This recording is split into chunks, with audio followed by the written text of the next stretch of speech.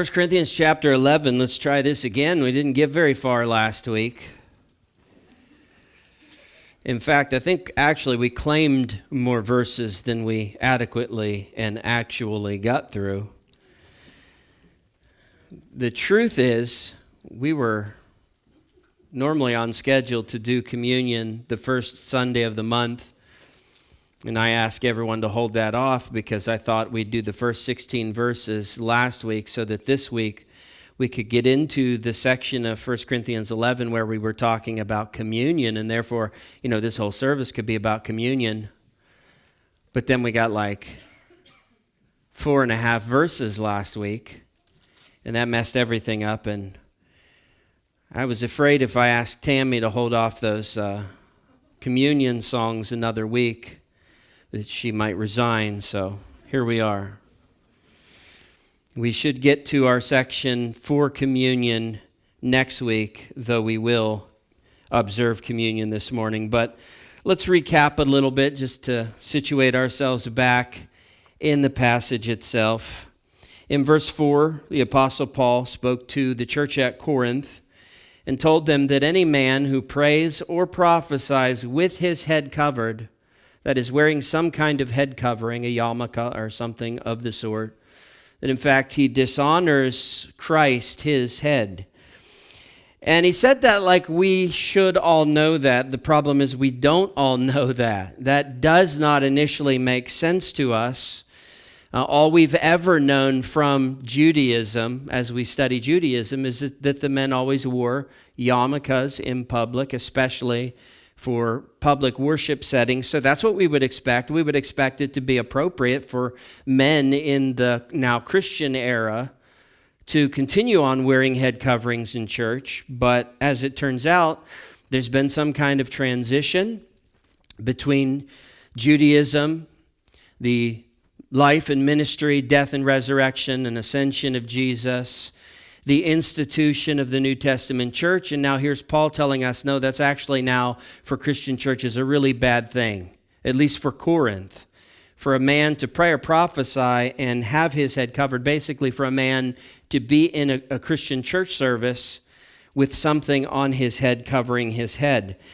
And we learned in verse 5 that in the city of Corinth, it was not just Christian women that were wearing head coverings in that culture. That, as a matter of fact, every married woman in the city of Corinth wore a head covering. The only women that did not wear head coverings were either the younger ladies who were not married or the pagan temple prostitutes there in the city of Corinth. So women without head coverings were making a statement in Corinth at that time that they were available to men in some way, either for marriage purposes or for paid sex. So this was a pretty bold cultural statement, one that Paul wanted the church at Corinth to take very seriously. Head coverings were as important to them as wedding rings are to us in our culture today. And so that's why Paul is so passionate about this with them. It's why Paul's words here scare so many modern day Christians when they read this and think, oh, he sounds serious. As a woman, a married woman, I think I need to wear a head covering in church. Well, there's a reason for all of this. But all that Paul is doing is taking biblical principles and truths and then attaching them to traditions and customs in Corinth at this time. And I think that's really what confuses people so much as they read through this. They get confused that Paul does that. He's taking Bible truth, infallible, inerrant truth, and then he's applying it to traditions, and I think sometimes we have a difficult time separating out when Paul's speaking truth and when he's speaking about tradition, when he's speaking about commandments or when he's speaking about customs. We have to be able to do that, and if we can do that, then we're going to be able to do the same thing for our culture, for our present day situation. We'll be able to take these same truths, these same commandments, we'll be able to situate them with how things are done in our modern day culture and be able, in that sense, to communicate the right things to the folks around us in our culture. Well, then Paul began talking about church headship. He kind of took this from family order to church order. And he directly told us that Christian women can pray and prophesy in public. That just means that women can speak to God and from God in a church setting. And here's where we have to be a little bit careful, because no matter where you look, Old Testament to New Testament, you're going to read very clearly that there were just certain things in public worship settings that women were not permitted to do. That's Old Testament, that's New Testament. You can read the law of Moses on this. You'll find that there could not be a woman Levite or a woman priest. You can read that for yourself. This is the law of Moses. A priest had to come from Aaron's genes, and a Levite had to come from Levi's genes. You know I was going there. But it had to be sons. These were sons from Aaron to be the priests for Levites, sons from Levi. Either way, it had to be men. It couldn't be women in tabernacle worship leading that at all. And then we come to the New Testament, and Paul summarizes it like this in 1 Timothy chapter 2, that in church, women cannot teach or exercise authority over the men. Now, in Paul's letter to Titus, he did clarify that the older women were to teach the younger women. And we read in other places that it's totally appropriate for the women to be instructing the children. So we kind of put together everything. We know it's appropriate for women to teach other women in the church. It's appropriate for women to teach children in the church. Now we add this to that. It's appropriate for women to pray publicly in church settings, even when there's men present. It's appropriate for women also to prophesy. And what does prophesy mean? You guys, I don't want to exhaust you over this. You guys in this fellowship know what that means very well. I think outside of this church, a lot of times when Christians hear the word prophecy or prophesy, they think it means foretelling the future. It doesn't always mean foretelling the future. It can mean that, but it just means forthtelling from God.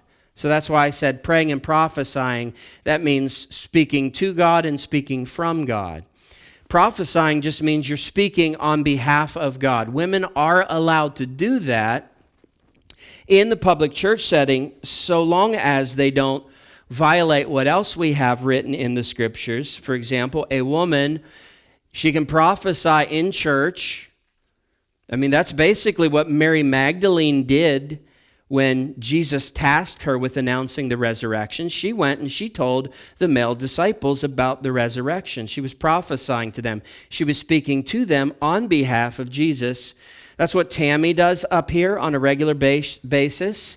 As she leads songs, she's speaking on behalf of God. All of that is completely appropriate with the Word of God. But if a woman is going to speak in a way in a public church setting that violates what Paul taught in other places, like 1 Timothy chapter 2, the book of Titus, and exerts authority in some way over the men in that local church, or instructs from the Word, teaches over the men in that local church. Now we find that according to the Word of God, Old Testament to New Testament, that situation is out of divine order. It's not supposed to work that way. So in the Old Testament, women could not be priests and Levitical workers. In the New Testament, women can't be in those leadership positions over men, whether that's administratively or doctrinally. So women in the New Testament era should not be pastors, preachers, teachers, or elders that are exercising authority over men. They can be all of those things if it's just over the women, but not if there are men involved, because now you are breaching, you are violating the divine order that God has set up for the family and for the church.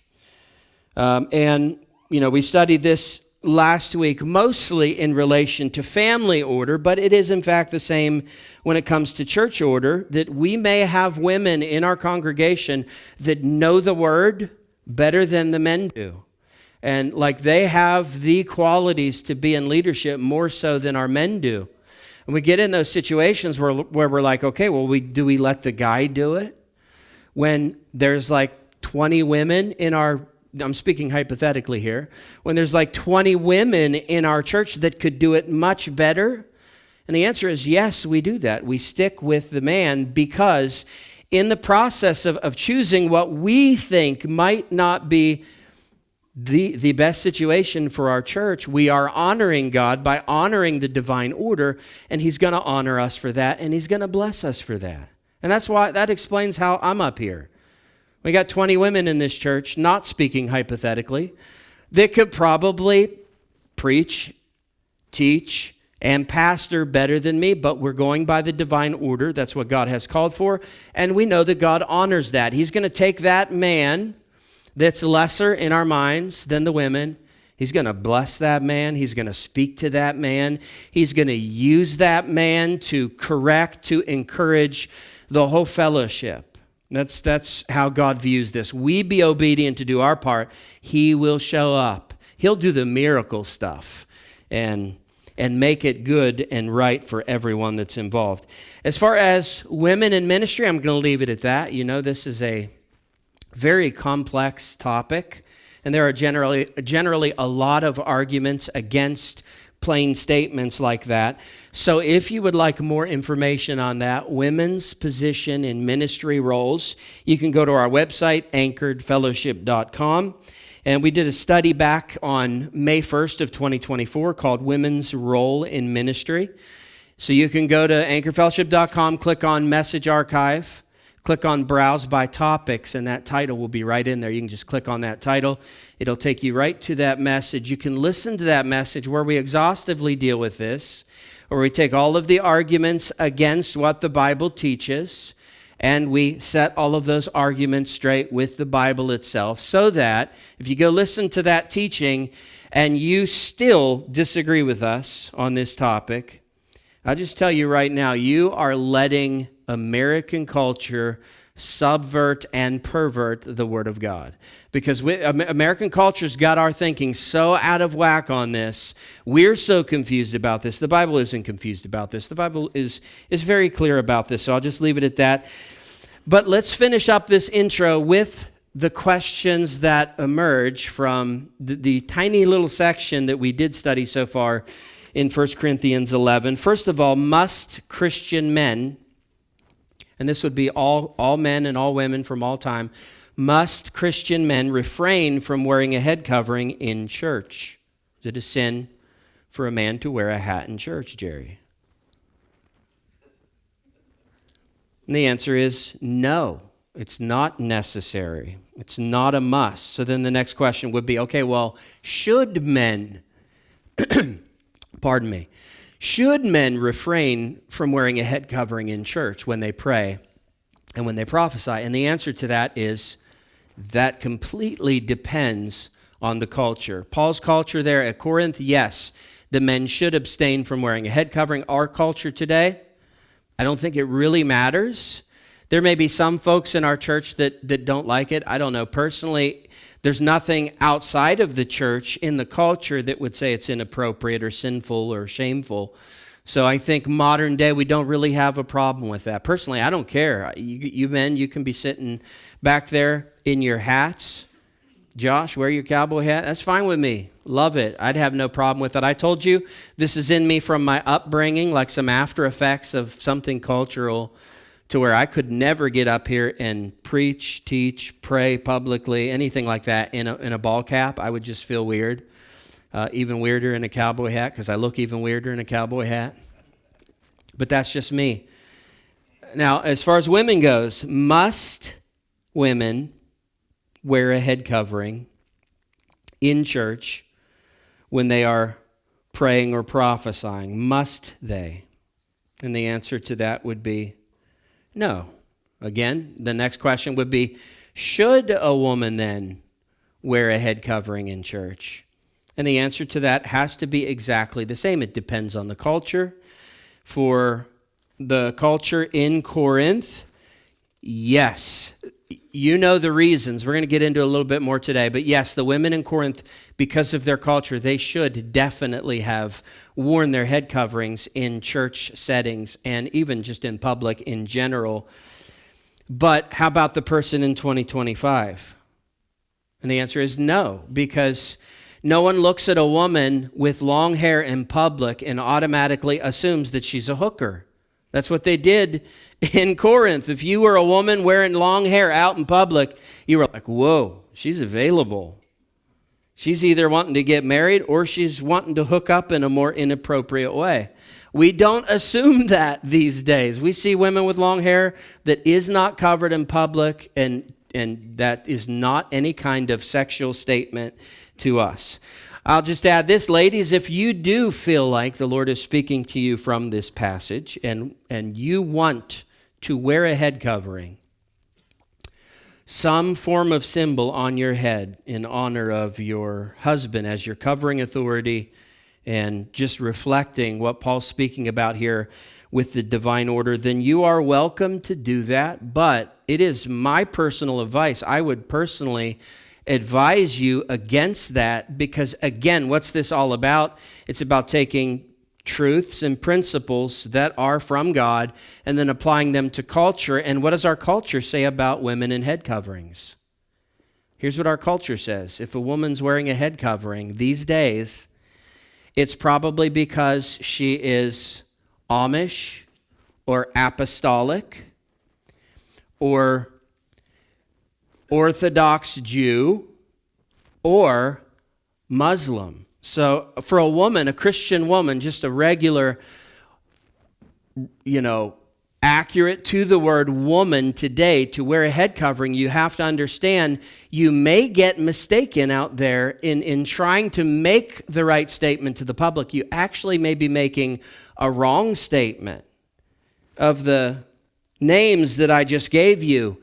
At best, you're going to be assumed to be a legalistic, cult-like Christian. And at worst, you're going to be assumed to be a worshiper of Allah. So that's why I would advise you against it in our modern day. It's just watching culture and making the statements that we want to make to culture. Ladies, if you're looking for a way to announce that you're married to the public, what do? Wear a wedding ring. Or wear a shirt that says, I'm with stupid. Something like that, right? I don't know why that just came to me. Must have been the Holy Spirit. Thank you, Lord. What do you want to do if you want to communicate to the public that you're a Christian? Well, what cultural tools do you have available to you? You can get a bumper sticker that's a Christian bumper sticker. You can wear Christian jewelry if you do such a thing. You can wear Christian t-shirts. Those are great ways to communicate your Christianity to the public. We have a lot of tools culturally at our disposal to do that. And this was the problem with Corinth. They didn't have t-shirt printers. They didn't have people that would print the big fish, the ichthus, the symbol of early Christianity, on t-shirts. They didn't have bumper stickers for obvious reasons. They didn't have bumpers. They didn't have cars. They didn't wear Christian jewelry. So if they had all those things, that would have solved their issue. This whole head covering thing would be a non-issue. But they didn't have those things. You do. And you can make use of that. You can make very clearly any kind of statement you want to make in public. So we don't need to be getting all confused about their cultural way of doing it and actually messing up our statements to culture by following exactly as they did. So then, as I've stated, one of the major points of application from this section of verses is that we do have to pay very close attention to cultural practices. We have to learn what statements those practices are making, and then we have to figure out how to make the appropriate statements within that culture that we want to make. We have to basically bob and weave as the culture changes. God's word never changes, but culture is constantly changing. So as Christians, we have to find a way to hold fast to the one while we leverage and manage the other for the right purposes. So let's begin reading. Let's get started in verse 6. For if a wife will not cover her head, then she should cut her hair short. But since it is disgraceful for a wife to cut off her hair or shave her head, let her cover her head. Okay? If women with uncovered hair in the city of Corinth were assumed to be unmarried or prostitutes, then Christian married women had only two options as Paul saw it. One, you either wear your head covering, or number two, you just cut your hair completely off. But as Paul's going to tell us here shortly, a woman cutting her hair in this culture, that was also thought of very poorly by the folks in the city of Corinth. So he's going to basically make this statement, but then step back from it and make only the recommendation that basically, look, Christian women, understand the culture around you. Just wear your head covering. Stop being stubborn. Stop harming your reputation, your husband's reputation, and the church's reputation. You either cut your hair or you wear a head covering. Cutting your hair, it's not much better in the culture. It's not a much better statement in Corinth. So here's Paul's advice. Ladies of Corinth, married ladies, just wear your head coverings. Verse 7, for a man ought not to cover his head, since he is the image and glory of God. So back to the deduction that we've made about head covering. At this time and in this place, head coverings seem to symbolize being under the authority of another human being. Paul never makes that statement plainly, but by deduction, that's exactly what he's saying in this section. That if you were wearing a head covering, man or woman, you were saying, I'm under the headship, I'm under the covering authority of another human being. And that would be a statement that Christian men would not want to make in the city of Corinth, especially in their church services. They would not want to make the statement that they are under the authority of another man. They would want to make the statement that there is no man over the church, but that Jesus himself is the head of the church. And so for that purpose, Paul says it's actually disrespectful for a man to wear a head covering. And for the biblical principle on this, Paul goes back to the Genesis creation account. That's what he actually did in verse 7. But he's going to come right out and say it a little more clearly in verse 8. So let's just read all of that first, and then we'll make some sense of it. Reading on, a man is the image and glory of God, but woman is the glory of man. Verse 8, for man was not made from, underline that word, man was not made from woman, but woman from, underline from again, but woman from man. Verse 9, neither was man created for, underline that word as well, for woman, but woman for man. So underline from on both occasions in verse 8, underline for in both occasions on verse 9. So this is why Paul had head covering set up the way that he did in Corinth. He was taking Corinth's cultural practices and he was applying biblical principles to it. He already gave us the divine order for all of this head covering stuff. That was in verse 3. And now all that Paul's doing here is he's pointing out that the divine order follows exactly the chronological order of the creation account. He uses this same argument in 1 Timothy chapter 2, verses 12 and 13. He says, I do not permit a woman to teach her to exercise authority over a man. Rather, she is to remain quiet, for Adam was formed first, then Eve. That's his argument in both occasions. That the man, Adam, was God's first human creation. God took from the dust of the earth, he formed from the dust of the earth the man, and then breathed into the nostrils of the man the breath of life, and the man became a living soul. And because man was made directly from God and ground, from God and dirt, an odd combination, I know, but because he was direct and first creation from God, man becomes the glory of God, so to speak. Now, the woman was created differently than the man. The woman, Eve, and you can read this in Genesis chapter 2, she was not created from the dust. We do not read about God breathing into her nostrils the breath of life and Eve becoming a living soul. She was created from or out of Adam. And you know how this, reads in the Old Testament.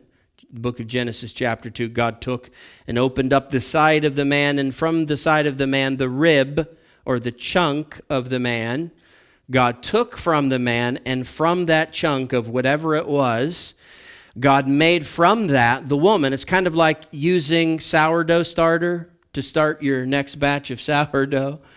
You're not making it from scratch. You don't have to make the sourdough starter. You already got that. You just take that chunk of sourdough starter, and then you make your next loaf of sourdough bread.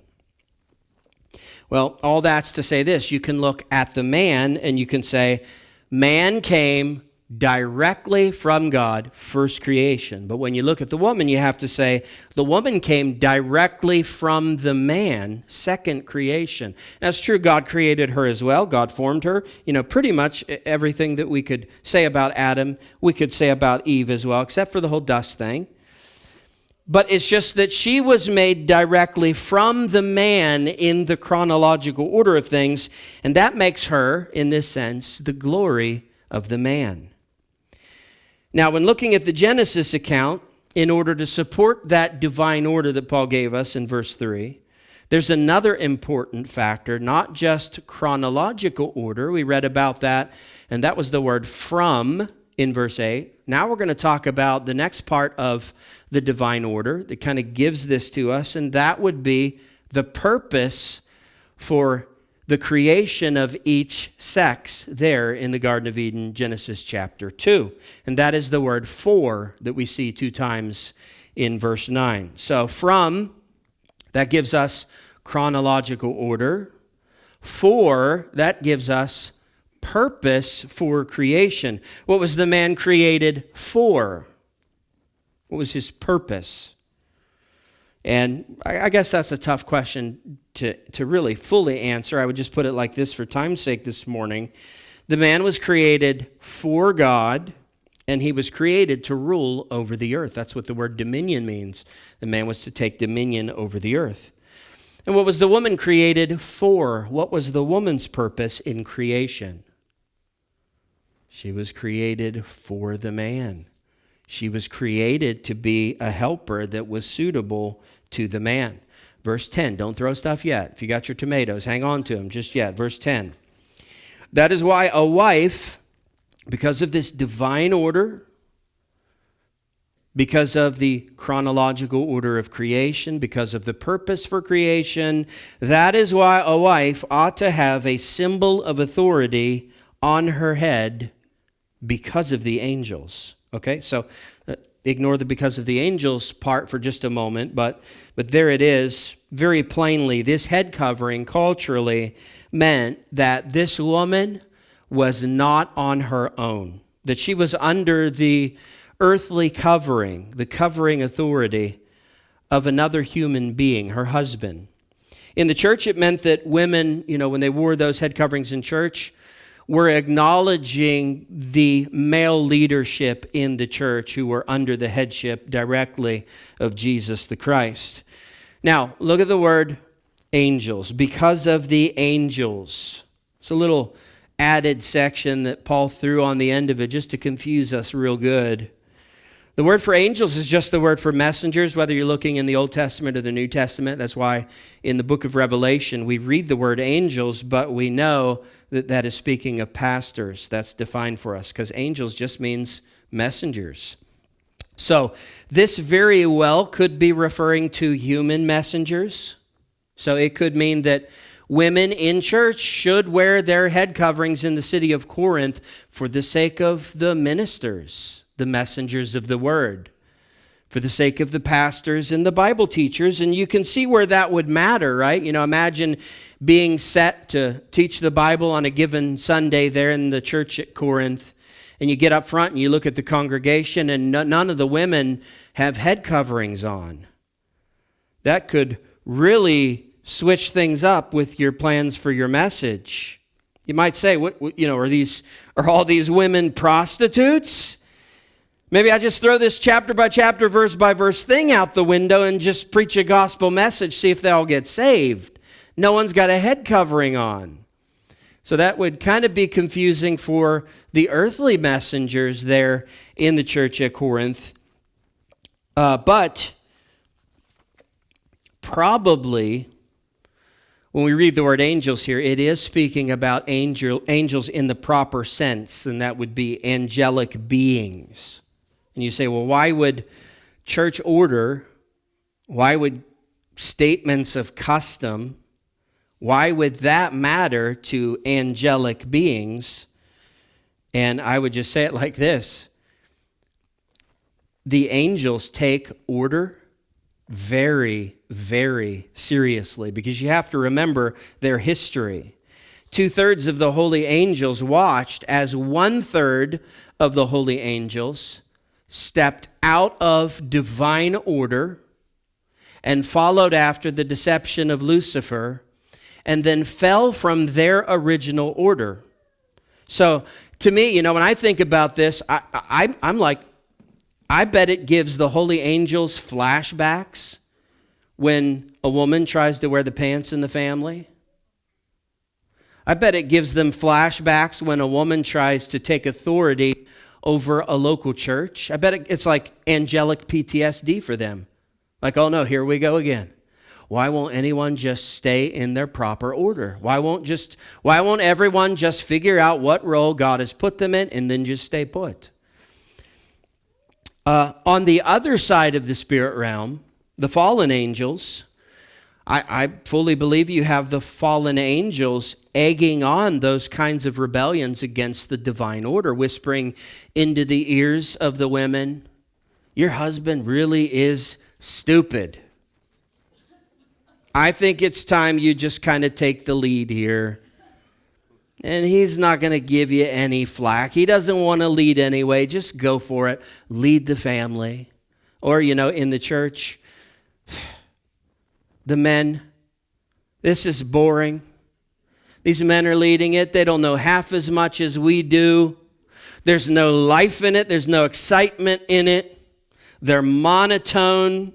It's all about order. It's all about doing things properly.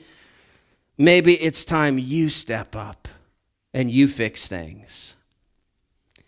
And in 1st century AD Corinth, when a woman wore a head covering, that was telling the holy angels and the fallen angels that they were willfully submitted to proper authority, to proper headship. And it was telling them that there was an authority, a protector over them. So it was telling the holy angels, we're not going to make the same mistake. We're following the divine order. And it would be telling the fallen angels, back off. Hey, whatever you're thinking here, you take it up with my man. That's my covering authority. You go through him if you want to get to me. So those are the kind of statements you would make as a woman wearing a head covering in the city of Corinth, at the church in Corinth. That's the kind of statement you would make to the angelic realm. Verse 11, nevertheless, in the Lord, so that would mean basically in the divine order, in the spiritual order, that's family order, that's church order. In the Lord, woman is not independent of man, nor man of woman. This is very important. This is the balance that we need, because we can't read the stuff that Paul was saying already and then take that too far in one direction. We need this kind of balance. Verse 11, to say that more simply would be to say it like this: we need each other. We need each other. It was the whole point of the male and female creation in the Garden of Eden, wasn't it? It was the point that we needed each other. Adam was created first, but he needed an Eve. Without an Eve in the Bible, it'd be a very short story and there'd be no one to read it after Adam died. There needed to be an Eve. Men need women, women need men. So ladies, this should not be offensive to you in any way. Woman was created because the man on his own just wasn't cutting it.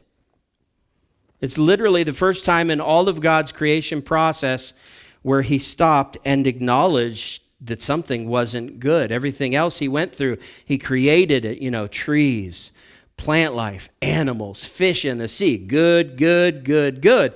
But when Adam gets his review, it's like 1 out of 5 stars. It probably would have been 0 out of 5 stars, but you know how all those reviews are. You have to give at least 1 star. That's frustrating. 1 out of 5 stars. He comes to Adam. He reviews Adam's situation, and he says, "Ooh, boy, it is not good. It's not good at all for the man to be alone." So women were created to complete the man, to fix what was not good about him. That's why it's always a lady's last words right before they get married to say, "I can fix him. I know about that problem. I know about that issue. He's a fixer-upper, but I'm the lady for the job. I can fix him." That's literally what the woman did for Adam in creation. And thank God that he did create women. Because if God had not created women, we men would just be sitting at the traffic lights all around town, no one moving, because our wives wouldn't be there to tell us that the light's green. We need women. No, I'm totally kidding about that one. And thank you, Maggie, for never doing that to me. I appreciate that.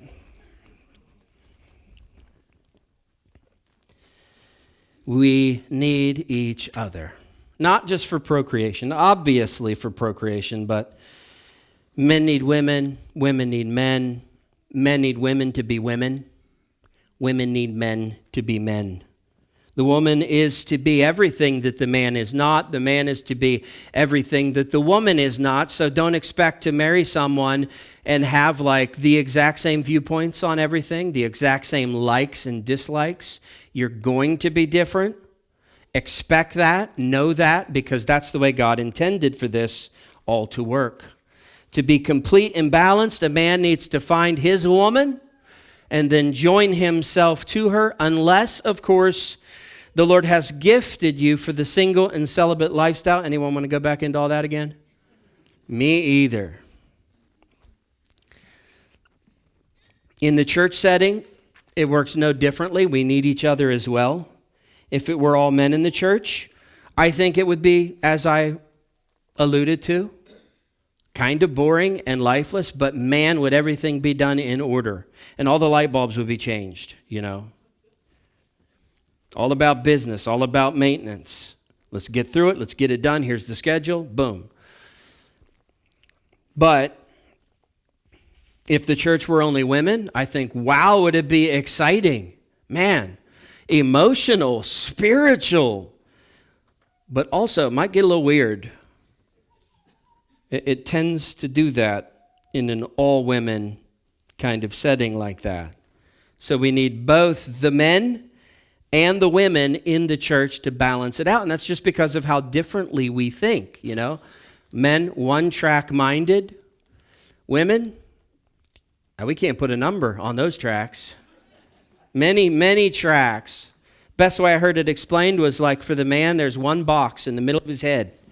And whatever he takes and puts in that box, that's what he's thinking about. And only that. There can't be anything else in that box unless he intentionally takes it out and puts the next thing in. And then with the woman, it's spaghetti brain. It's all connected to her, but it's just winding and it's in and out. It's funny at times. My wife will say something really random. I'd be like, where did that come from? And it's hilarious when she tries to walk me through her thinking process. I love it because she'll be like, well, you had mentioned dinner. And, well, it made me think back to when we were having dinner with the Steinbreckers. That got me to thinking about the diet he's on. That got me to thinking about how he lost that weight and then gave you those clothes that he no longer fits. That got me to thinking about shopping. And 10 minutes later, she finally comes back to the random point that she made. And we laugh. Because even she knows it's funny, like really funny. We're so different. But we need that different. In Christ, as far as salvation is concerned, we don't even look at male, female. There's neither male nor female. We're equal at the cross in terms of salvation. But outside of that, we are extremely different. And both sides are needed for balance in a marriage and in the church. Verse 12, For as woman was made from man, so man is now born of woman, and all things are from God. So here's more balance from us. Let's take the last statement first. Obviously, none of this flies without God. God started all of this. And again, God the Father sits at the top of the divine order. We don't argue that. But then Paul speaks a little bit more about our interdependence, male and female interdependence, that without women, men couldn't even be born. That's always their argument, right? Well, without us. Well, hello, it works both ways. No woman can be born without a man. Don't let the culture confuse you on this. Men can't have babies, and women can't have babies without men. So it works both ways. For procreation's sake, we need each other. Verse 13, judge for yourselves, is it proper for a wife to pray to God with her head uncovered? And for us, we'd say, yeah, absolutely. It doesn't matter to us. We don't care at all whether a woman is wearing a head covering or not. But understand that for the city of Corinth, the church at Corinth, when Paul asked this question, he expected them to say, oh no, that is way out of order. That is not appropriate at all for a woman to come to church and pray publicly or prophesy publicly and not have her head covering on. That is a scandalous thing. Verse 14, does not nature itself teach you that if a man wears long hair, it is a disgrace for him? This should be lots of fun. Is it wrong for Christian men to have long hair? Well, I think first of all, what we need to find out is what Paul means when he uses the word nature. Nature is translated from the Greek word phusis, and if you look up what phusis means, it actually means growth by germination, and it doesn't just mean nature generally. It's not speaking about natural universal laws on the planet. It's actually speaking about kinds. So growth by germination in the category of kinds. If you go back to Genesis, this is exactly what this word is meaning. Back in the book of Genesis, God created everything according to its kind. You remember that? We're tempted to say species there, but it's a little different because of the way we look at species these days. But God created everything after their own kind. He created animals after their own specific individual kinds. He created the human being after its own kind. That's the word. And that's the meaning of the word phusis here. We're talking about growth by germination. Obviously, Paul is speaking about the human species. So when you see the word nature, I think it'd be good for you to stick the word human right before it. He's talking about human nature or humankind, mankind, right? That's what Paul's speaking of here. So he's not just saying, you can look around at the planet and the planet itself is going to tell you that it's a shame for a man to have long hair. That's not what he's saying here at all. All he's saying is that when we look around at humankind, humankind is telling us that if a man wears long hair, it's a disgrace for him. So, Paul is not trying to establish some universal rule here about hair length. Believe me, he's not. When Paul says nature here, kind, the context would define that nature to be human nature. So he's essentially saying, doesn't human nature all around us declare that a man with long hair disgraces himself? So once again, this falls into the category of culture, societal norms. This was all about their human experiences, their societal norms, the way that they saw things properly and improperly. That dictated all of that. In this culture, proper, honorable men wore their hair short, and only dishonorable men wore their hair long. This is true from both the Jewish culture at the time and the Greek-Roman culture at the time. It was the same for all of that. They looked at it like this. A proper man, an honorable man, would have short hair, and if a man had long hair, that meant that he was effeminate. It probably meant that he was a homosexual and maybe even a homosexual prostitute, because yes, those existed in the city of Corinth as well, and guess how they wore their hair? Long. Okay, so Paul's speaking again within his culture. He's not speaking about any kind of biblical rules on hair length. In their culture, they could say, yes, human nature teaches us that men who wear their hair long are effeminate, probably homosexual.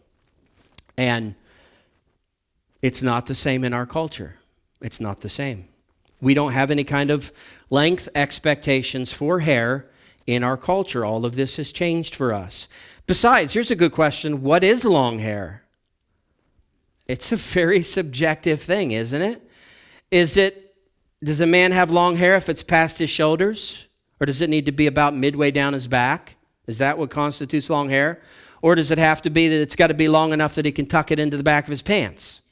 You know, who gets to sit as judge and decide, oh, yep, sir, your hair's too long.